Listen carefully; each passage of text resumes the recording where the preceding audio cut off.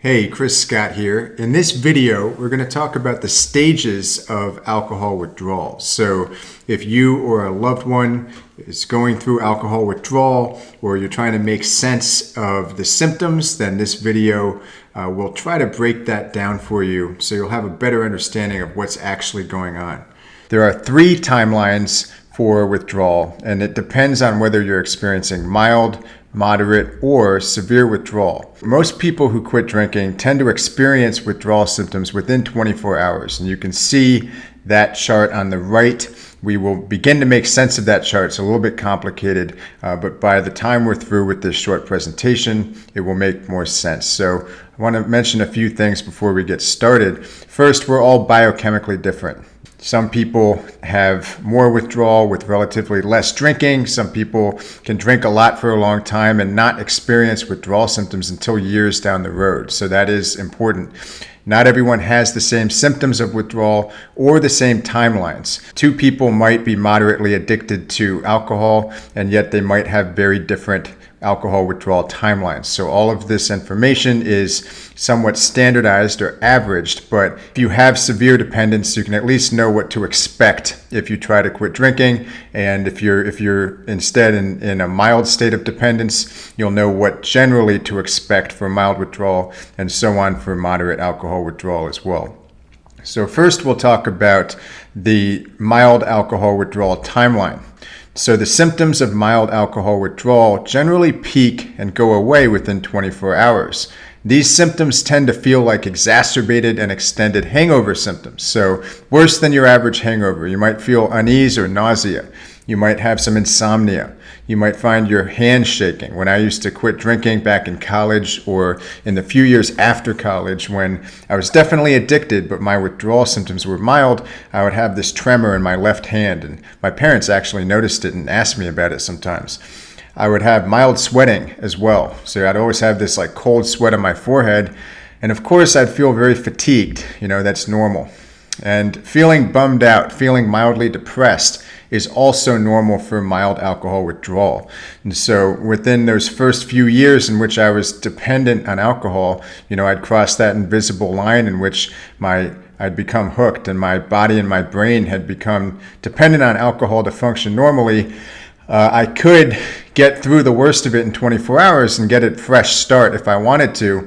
I didn't realize that this timeline would actually morph into the moderate alcohol withdrawal timeline, which we'll discuss next, because I didn't quit drinking. I wish I had quit drinking while I was ahead of the game and only had 24 hours or so to really suffer.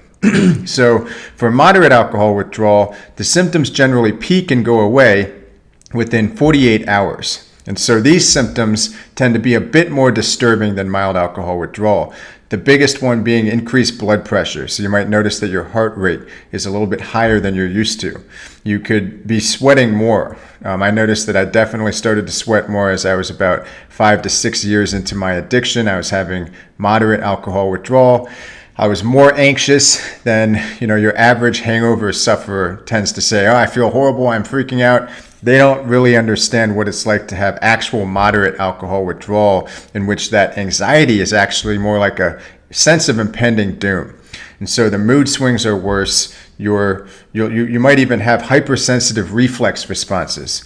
And when I was in my mid-20s, I would, after a particularly bad bender, for 2 or 3 days afterwards, I would feel like if I heard a loud sound or if someone said my name, it was almost like my reflex response was painful or jarring. And it was very disturbing. I didn't know what was going on. But we will in this presentation discuss the root causes of why these things happen. So last but not least, the severe alcohol withdrawal timeline is obviously a bit more intense. Symptoms peak around 72 hours, yet quitting can produce symptoms only a few hours after the last drink. These symptoms are more severe. They can include a fever, uncontrollable negative thoughts, hallucinations, full body seizures, which usually happen within 24 to 48 hours of the last drink, and of course delirium tremens, which is confusion and hallucinations and a general sense of going crazy, which can last up to a week if it's untreated. Actually can last over a week. I've heard stories of people going through DTs for almost 2 weeks. And so if you have severe withdrawal, it's necessary to get treatment, which we will touch on in a second. But I reached severe alcohol withdrawal about 8 to 9 years after I had started drinking, and I'd always been able to take breaks throughout my mild and moderate dependence phases. I was able to take a week or two off. I could just get through the worst of the withdrawals. But by the time I became severely addicted to alcohol, it was like I just couldn't stop. If I tried to stop, I would get these horrific symptoms. It felt like I had someone tapping on my arm in the middle of the night. That's a tactile hallucination. I heard people calling my name in horrifying voices, and I knew that no one was there. And I even had visual hallucinations. I saw shadows jumping around in my bathroom. And this just terrified me. There was one night when I woke up in a cold sweat, in a complete panic, having hallucinations at about 4 a.m. I had to get up in 2 hours for work. And I put an end to the madness by drinking alcohol. I'd actually run out of vodka in my freezer, and the only thing I had left was bitters. I had a small bottle of bitters, and I chugged it, and I got some brief relief. And I actually went downstairs. I lived in a fancy apartment. I worked in finance, and we had this gym that was open 24/7.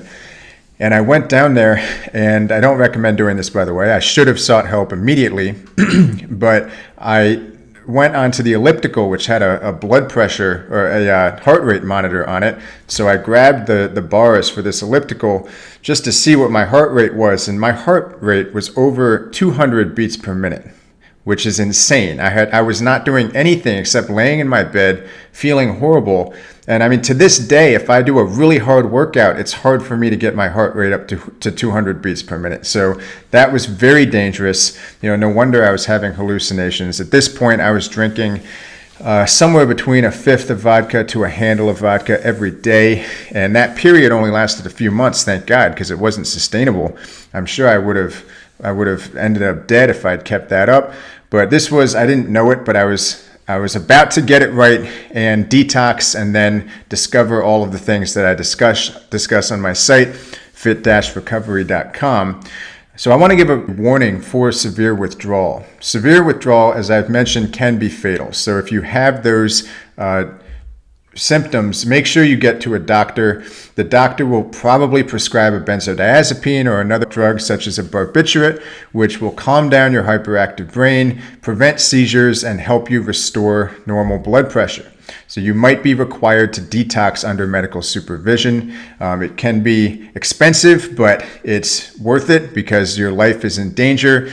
You don't want to mess around with severe alcohol withdrawal, trust me. And after you go through that and your system is somewhat stabilized from the acute withdrawal, you can then return and watch some of my other videos or use some free info at my website, and you'll find it to be very useful at that point. But I'm not a doctor. I don't play one on the internet. I cannot treat severe withdrawal. I've been there. I have compassion for you if that's what you're going through, but you don't want to mess around with that. So now hopefully you can make a bit more sense of this chart, which I showed in the beginning. And as you'll see, symptom intensity is on the y-axis, number of days is on the x-axis, so this goes up to 2 weeks.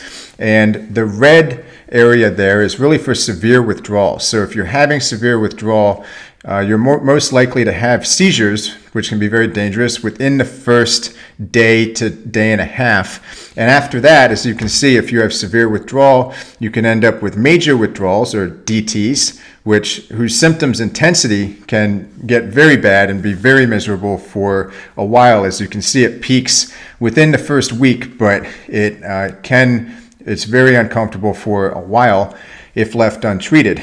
And if you have mild alcohol withdrawal, then you feel pretty bad for 1 to 2 days, and then it tapers down over time. So those are the 3 timelines, and those are the stages of alcohol withdrawal. So something I want to mention is, and this wasn't told me, but why does this happen? What's the root cause of alcohol withdrawal? And the fact is, alcohol is a depressant that mimics GABA, which is our brain's primary calming neurotransmitter.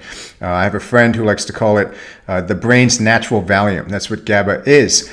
At the same time, alcohol suppresses glutamate, which is the brain's primary excitatory neurotransmitter. Glutamate increases electrical activity in the brain. And so you can see in that picture on the right, acute alcohol intoxication causes an increase in GABA activity and a decrease in glutamate activity. And alcohol withdrawal involves the opposite. So you can really think of GABA and glutamate as existing like on opposite sides of a seesaw. So if you stimulate GABA, you're suppressing glutamate. And if you increase glutamate activity, you're reducing GABA activity. So the problem is that if you're dependent on alcohol, your brain has adapted to the presence of alcohol. What does that mean? That means that in its baseline state, it has decreased its natural GABA activity and increased its glutamate activity. So that is not a good thing. What you end up when you quit, you end up with the perfect storm, which is called the glutamate rebound effect.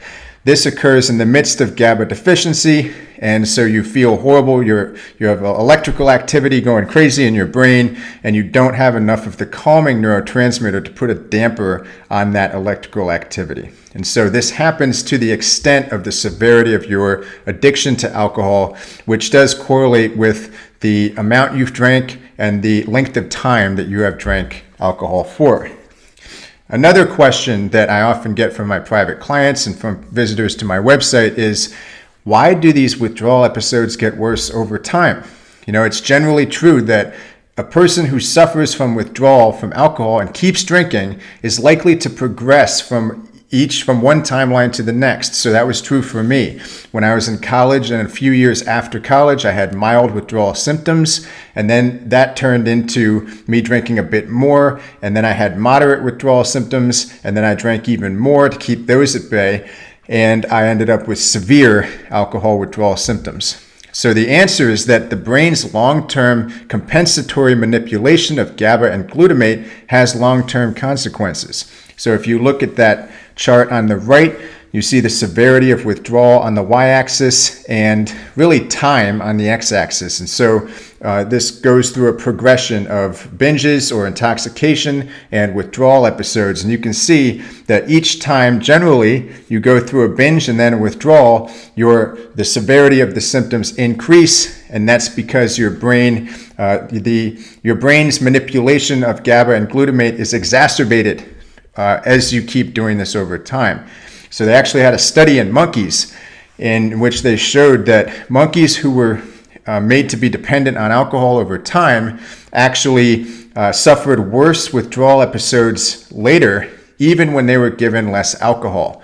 And so that's pretty interesting. That's proof that kindling does exist. Now, once again, people are biochemically unique. I've had clients who do not struggle with kindling, who don't get worse with alcohol withdrawal symptoms over time or across episodes, but most people do, and I certainly did. So another question is, why do I still feel so bad after I'm done with these timelines? Maybe you've made it through moderate alcohol withdrawal and it's 2 weeks later and you're still feeling pretty crummy. So the answer is that you're going through something called post-acute withdrawal syndrome, or PAUS.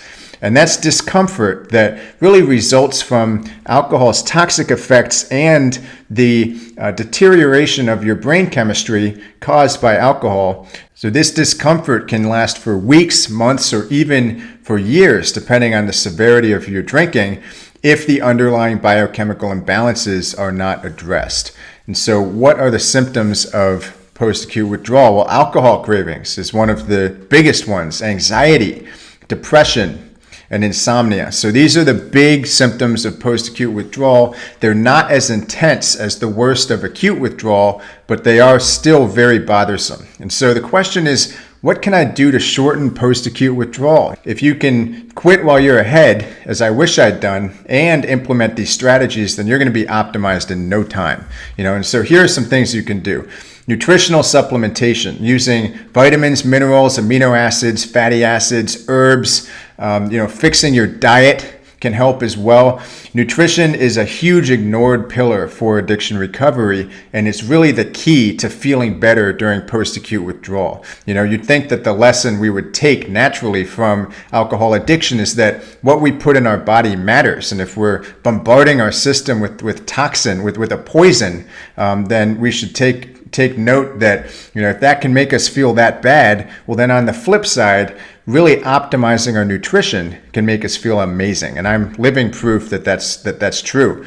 Adequate rest and sleep is really important. And so alcohol, a lot of people think that alcohol helps them sleep or increases their sleep quality.